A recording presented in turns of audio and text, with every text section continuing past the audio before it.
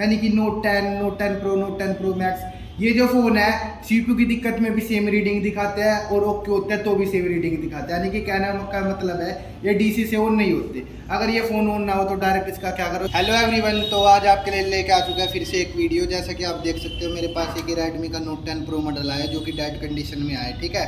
और ये पहले किसी ने कस्टमर ने किसी टेक्नीशियन को दिखाया था, उन्होंने इस पर काम किया हुआ है CPU वगैरह पे, पर फिर भी ये सक्सेस नहीं हुआ है। तो कस्टमर हमारे पास लेके आए, इसका डाटा है वो इम्पोर्टेंट है। तो किस तरीके से हम इस प्रॉब्लम को सोल्व करेंगे वो आज इसकी वीडियो में हम देखते हैं इसको, ठीक है। तो सबसे पहले मैं ना फ़ोन को कर देता हूँ ओपन। इसमें स्क्रू वगैरह भी देख सकते हो आप, नहीं लगा रखे उन्होंने, ठीक है। ये मैंने फ़ोन कर लिया ओपन। ये आप देख सकते हो इसकी पूरी शील्ड है, जो सभी शील्ड हटी हुई है, ठीक है। तो हम क्या करेंगे, सबसे पहले इसकी DC रीडिंग लेंगे। भाई DC में इसकी जो रीडिंग है वो क्या ले रहा है, ठीक है। तो DC में हम लेते हैं इसकी रीडिंग। तो हमने DC मशीन सेट कर दिया 4.2 पे, ठीक है। और अब हम जो डाटा केबल है इसमें लगाएंगे, ठीक है। तो ये इसकी डाटा केबल है, बूट केबल है, ठीक है। तो बूट केबल ये हम इसके अंदर कर लेंगे अटैच, ठीक है। और बूट केबल अटैच करने के बाद ये हम पावर की प्रेस करते हैं।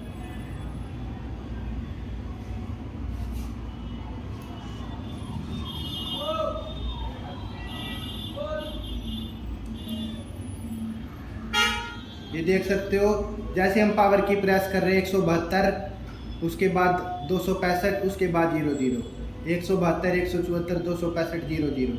यानी कि ये जो मॉडल है ना, अगर इसमें CPU से फॉल्ट आएगा ना तो इसमें इस तरीके की रीडिंग लेता है। और जब आप CPU बोल करके लगा दोगे तो भी यही रीडिंग लेगा। यानी कि note 10 pro, note 10 pro max, ये जो फ़ोन है CPU की दिक्कत में भी सेम रीडिंग दिखाते हैं और ओके होते हैं तो भी सेम रीडिंग दिखाते हैं। यानी कि कहने का मतलब है ये DC से ऑन नहीं होते। अगर ये फ़ोन ऑन ना हो तो डायरेक्ट इसका क्या करो, CPU MMC रिबोल करो। तो देखते हैं जिस टेक्नीशियन ने इनके ऊपर काम किया है CPU MMC की क्या कंडीशन है। हो सकता है उन्होंने अच्छे से रिबोल करके ना लगाया, कहीं पे कमी छोड़ती हो, तो वो हम फाइंड करेंगे इस वीडियो में, ठीक है। तो आप देख सकते हो इसकी कंडीशन, शील्ड हटा रखी है और ये IC रिबोल कर रखी है, बट फिर भी सक्सेस नहीं हुई। तो हम क्या करेंगे, सीधा CPU MMC निकालेंगे और इनको रिबोल करके लगा के देखते हैं भाई हमारे सेट में क्या होता है, ऑन होता है नहीं होता, ठीक है। तो हम क्या करेंगे, इसको सबसे पहले ये हमारे पास 2ULL का 1G PCB होल्डर है, इसके अंदर हम इसको होल्ड कर लेंगे। हम जो SMD यूज़ कर रहे हैं वो क्विक की 857 DW+ SMD यूज़ कर रहे हैं। इसकी जो अब हम मीटिंग रखेंगे वो हम रखेंगे इसकी 360 पे, ठीक है। और एयर रखेंगे हम इसकी 2 से 3। अब हम इसका CPU और MMC को उतार लेंगे, क्योंकि ये जो IC अब पेस्टेड तो है नहीं, इन पे काम हो चुका है। तो हमें क्या करना है, डायरेक्ट IC को निकालना है। तो हम क्या करेंगे, इसको सबसे पहले थोड़ा थोड़ा प्रीहीट कर लेंगे इन दोनों को, IC को, ठीक है। उसके बाद हम इनमें लगा देंगे पेस्ट।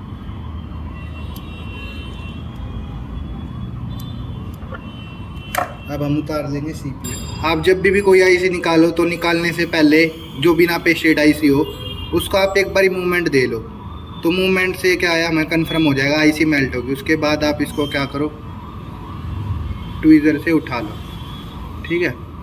तो ये हमने इसका CPU है वो उठा लिया है, ठीक है। अब हम साथ इसकी जो eMMC है वो हम उठा लेंगे।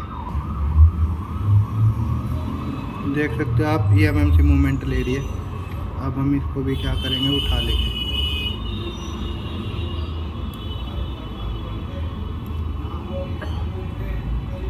हम बोर्ड को क्लीन करेंगे और इनको रिबोल करके लगाएंगे, ठीक है। हम जो आयरन यूज़ कर रहे हैं वो हम यूज़ कर रहे हैं OSS का T210 Pro, जो कि बहुत अच्छा आयरन है। इसकी जो हम हिट कर लेंगे वो हम कर लेंगे 400 के समथिंग, ठीक है। और हल्के हाथ से हम इससे करेंगे इसकी सफाई। ये डिशोल्डिंग वायर हमने हल्के हाथ से मोड़ दिया, ठीक है। मोड़ने से डिशोल्डिंग वायर आपकी चिपकेगी नहीं, अच्छे से काम करेगी। और जो डिशोल्डिंग वायर हम यूज़ कर रहे हैं वो हम बूट की यूज़ कर रहे हैं। तो डिशोल्डिंग वायर है जो वो हम हल्के हाथ से बिल्कुल चला रहे हैं, आपको बिल्कुल भी दबाव नहीं दे रहा है, ठीक है। नहीं तो प्रिंट है वो शॉर्ट हो जाएंगे, मिक्स हो जाएंगे, फिर आपको UV का प्रयोग करना पड़ेगा, ठीक है।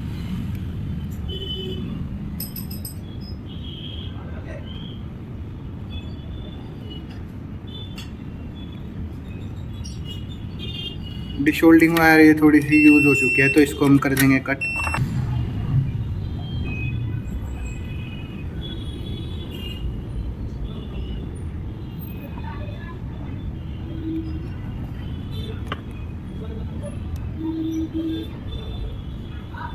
ये हमने डिसोल्डिंग वायर से साफ़ कर लिया है, ठीक है। अब हम इसको कर देंगे क्लीन अच्छे से।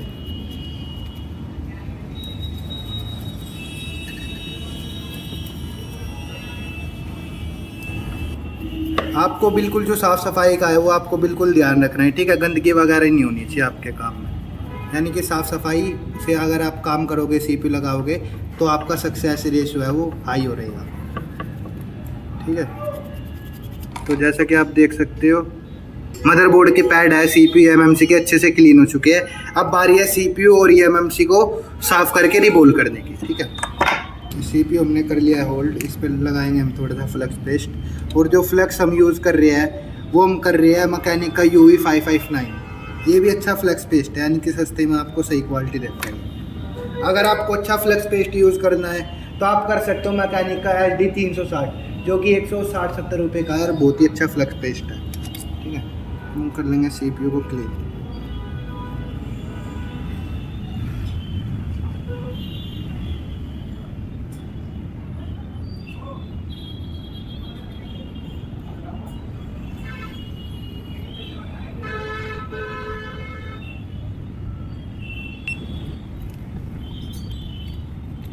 ये आप देख सकते हो हमारा CPU प्रॉपर तरीके से क्लीन हो चुका है, ठीक है। अब बारी है EMMC को क्लीन करने की। अब हम इसकी जो EMMC है वो भी हम कर देते हैं क्लीन।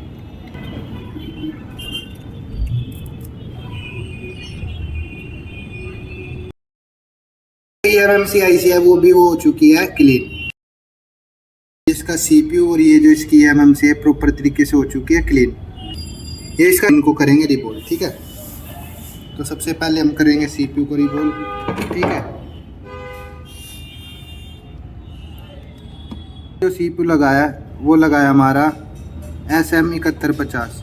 ये आप देख सकते हो SM7150 CPU लगाए। तो हम इसको करेंगे इसकी सेमी स्टेंसिल से रिबोल। सेमी स्टेंसिल से क्या फ़ायदा होता है, कर तो आप यूनिवर्सल से भी कर सकते हो, बट सेमी स्टेंसिल से है ना आपको टाइम नहीं लगता है, यानी कि जब ये आपका जो काम है वो हो जाता है और एक्स्ट्रा बोल भी नहीं बनती।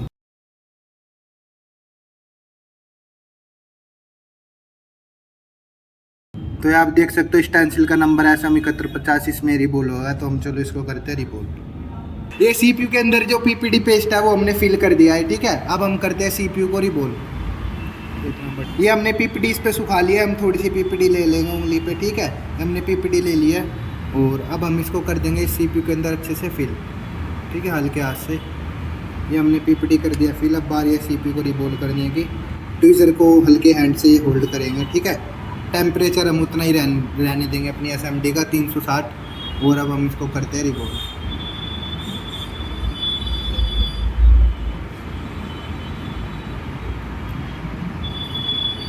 तो CPU हमारा रिबोल हो चुका है, ठीक है।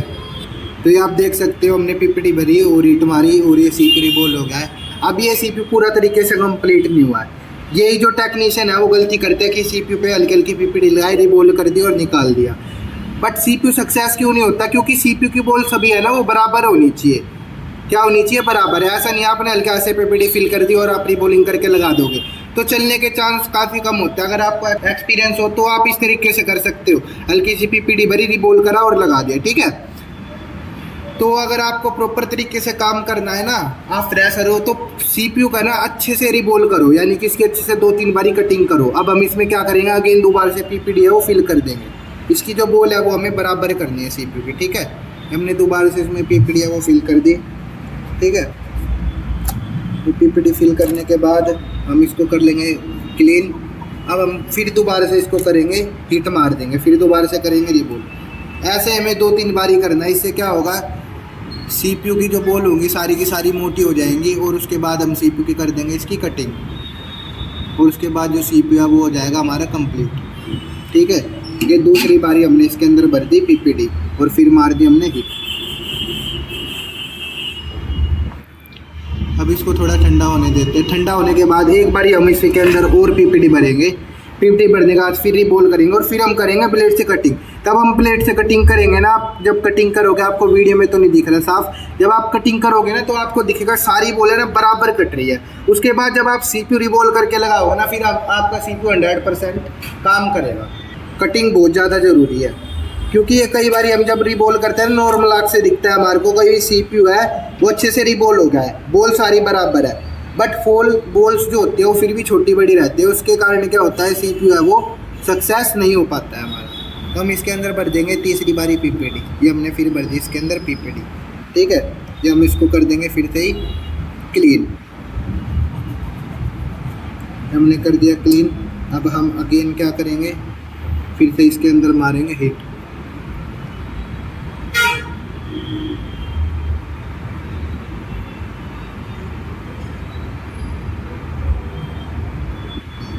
ठीक है, ये हमारा हो गया तीसरी बारी। अब हम करेंगे इसकी कटिंग। ये आप देख सकते हो, अगर आपको दिख रहा हो तो ये जो बोल हमारी प्रॉपर तरीके से बराबर कट रही है। आपको वीडियो में साफ नहीं दिख रहा होगा, ठीक है, बट मैं आपको बता दूं फिर भी जो सारी बोल है वो हमारी बराबर कट रही है। आपको ये लाइटिंग में नज़र नहीं आ रहा होगा, ठीक है, बट इसकी जो CPU की बोल्स है वो सारी प्रॉपर तरीके से कटिंग हो चुकी है, ठीक है। अब हम कर देंगे इसको हिट और ये हो जाएगा हमारा CPU परफेक्ट तरीके से रिबोल। ये जो हमारी बोल्स आपको वीडियो में नहीं दिख रही होगी, बट ये अच्छे से सारी एक बराबर कट चुकी है, ठीक है। कटने के बाद अब हम क्या करेंगे, CPU कर देंगे इसको एक बारी और हिट मार देंगे और CPU हमारा हो जाएगा परफेक्ट तरीके से रिबोल, ठीक है। हीटिंग है वो हमें एक कोने से स्टार्ट करनी है, ठीक है, और ये हमारा CPU हो गया है परफेक्ट तरीके से रिबोल। कर लिया हमने CPU रिमूव, ठीक है। अब CPU को हम रखेंगे इसके अंदर और इसको करेंगे हम अच्छे से साफ।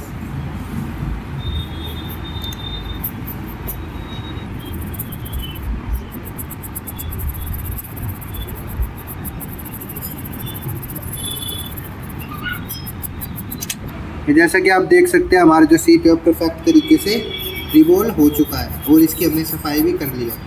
ये CPU हमारा हो चुका है प्रॉपर तरीके से क्लीन, ठीक है। ये जो सारी बोल्स है आपको अगर नहीं दिख रही हो तो मैं बता दूं, ये सारी बोल्स है वो एक समान है, यानी कि बराबर हो चुके हैं, ठीक है।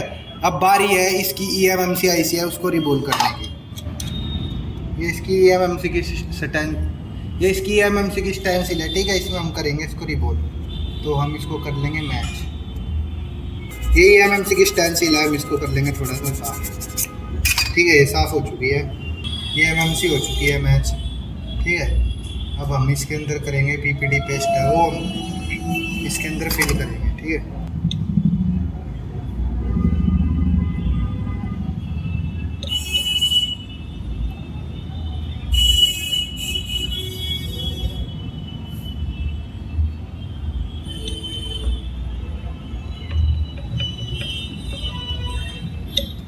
eMMC को आपको है ना कटिंग करने की ज़रूरत नहीं है, क्योंकि PPD हमने हल्के हाथ से फिल ही की है, ठीक है। बस आपको CPU है वो कटिंग करना है, क्योंकि eMMC में कम बोले होती है, इससे कोई दिक्कत नहीं है, ठीक है। तो इसलिए हम eMMC की कटिंग है वो हम नहीं कर रहे। सेम स्टेंसिल है तो ओके ही हुई होगी रिबोल, ठीक है, ठीक है। ये आप देख सकते हो, अगर वीडियो में आपको साफ ना दिख रहा हो तो ये eMMC और जो CPU हमारा परफेक्ट तरीके से हो चुके हैं रिबोल। अब बारी है इनको इंस्टॉल करने की, ठीक है, इनको लगाने की बोर्ड के अंदर। तो बोर्ड है, सबसे पहले हम PCB होल्डर में इसको कर लेंगे होल्ड। सबसे पहले हम करते हैं CPU को इंस्टॉल, तो ठीक है। तो CPU को इंस्टॉल करने के लिए सबसे पहले हम क्या करेंगे, हल्का सा लगा लेंगे इसमें पेस्ट, ठीक है। ये हल्का सा हमने डाले इसमें पेस्ट। अब हम कर देंगे इसको हिट।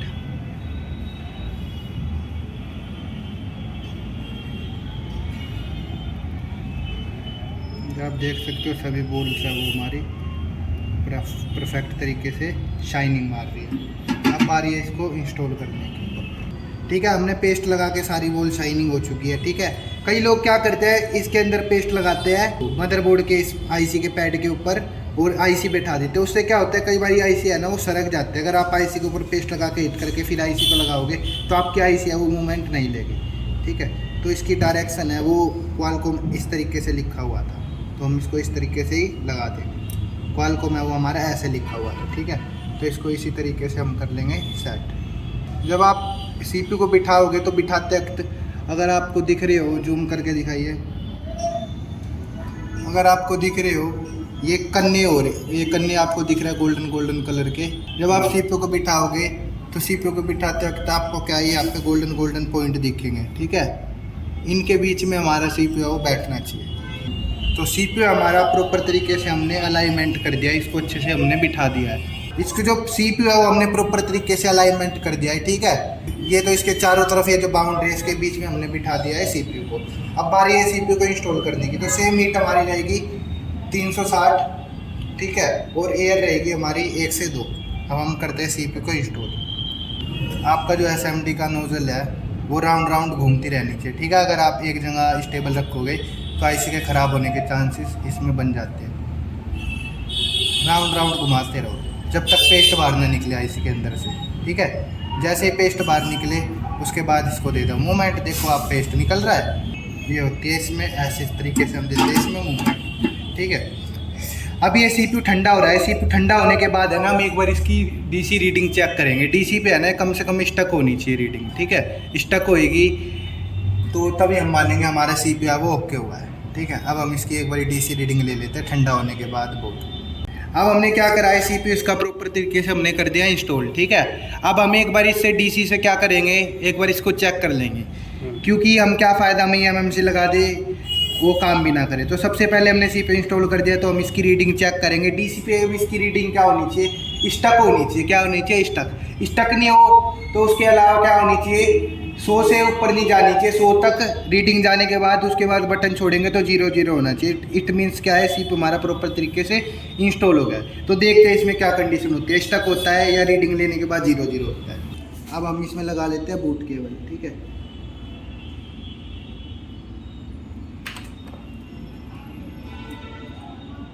ये वाली इसकी बूट केबल है, ठीक है। ये बूट केबल हम इसमें कर लेंगे अटैच, ठीक है। अटैच करने के बाद अब हम ये इसके ऑन ऑफ किया, इसको हम दबाएंगे, ठीक है। अब हम इसकी ऑन ऑफ किया वो हम दबाएंगे, और दबाने के बाद ये आप देख सकते हो रीडिंग हमारी, मैंने जैसे कि आपको बताया था 90 से 100 तक स्टक होएगी, या फिर बटन दबाने के बाद जैसे हम बटन छोड़ेंगे उसके बाद 0 होएगी। तो इसकी जो रीडिंग है वो हमारी स्टक हो चुकी है, ठीक है। तो इसका मतलब है सीपीयू हमारा ओके लग चुका है। तीसरा तरीका क्या है सीपीयू चेक करने का, आप इसको लैपटॉप के अंदर लगा लो, कंप्यूटर के अंदर हमारे पोर्ट बना जाएगा, तो भी हमें पता चल जाएगा हमारा सीपीयू ओके लग चुका है। यानी कि इट मीन्स यहाँ तक हमारा काम ओके है, सीपीयू हमारा ओके लग चुका है। अब बारी है इसके अंदर यूएफएस आईसी को इंस्टॉल करने की। अब बारी है, अब हम इस पर क्या करेंगे, थोड़ा सा लगा लेंगे फ्लक्स पेस्ट, जैसे हमने सीपीयू पे लगाया था, ठीक है। अब हम इसको भी कर देंगे हिट, ठीक है। ये हमारी हो चुका है अच्छे से शाइन। अब बारी है इसको भी इंस्टॉल करने की, इसकी यूएफएस को। बोर्ड को फिर से हम होल्ड कर लेंगे इसके अंदर। बोर्ड हो चुका है हमारा होल्ड, ठीक है। ये बोर्ड हो चुका है हमारा होल्ड, ठीक है। अब हम क्या करेंगे, इसकी यूएफएस आईसी है, ठीक है, इसको भी हम कर देंगे इसके अंदर इंस्टॉल। अब हम इसकी भी अलाइनमेंट है वो हम कर लेते हैं।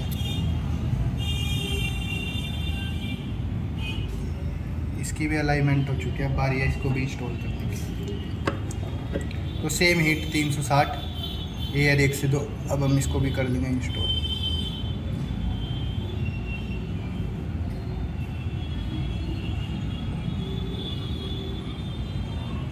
ये यूएफएस के नीचे से भी पेस्ट निकलने लग गया, ठीक है, यानी कि सही लग चुकी है। अब हम इसको देंगे मूवमेंट, देखो यूएफएस भी हो गया मूवमेंट। अब ठंडा करके हम क्या करेंगे, डायरेक्ट इसको करेंगे चेक, ठीक है। और अब ये ठंडी हो रही है, उसके बाद मैं क्या करूँगा, इसको ऑन तो हम करके दिखाएंगे इसको। उसके बाद हम क्या करेंगे, एक बार डीसी पे जो चीज़ मैंने आपको शुरू में वीडियो में बताई थी कि भाई ऑन में भी वही रीडिंग लेगा और डेड में भी वही रीडिंग लेगा, तो ये चीज़ मैं आपको कन्फर्म करा दूंगा अभी इस वीडियो के अंदर, ठीक है। तो क्या हम ठंडा, ये सीपीयू एमएमसी हमारे ठंडे हो चुके हैं। अब हम इसको कर देंगे अच्छे से थिनर की मदद से क्लीन। कई बार क्या होता है, अगर हम सीपीयू रिबोल करके दे देते हैं ना, और देने के बाद कई बार जब हम पेस्ट लगा छोड़ देते हैं तो कई बार अर्थिंग वगैरह बन के फ़ोन डेड हो जाता है। तो इसलिए आप जब भी सीपीयू एमएमसी का काम करो, पेस्ट ना के समान रहने दो, यानी कि उसको अच्छे से क्लीनिंग करो। ये मैंने कई बार देखा है, फ़ोन डेड कंडीशन में है सीपीयू रिबोल करने के बाद और साइड में उसके पेस्ट पड़ा हुआ है, तो इससे दिक्कत आ जाती है पेस्ट से। तो इसको अच्छे से कर दो आप क्लीन।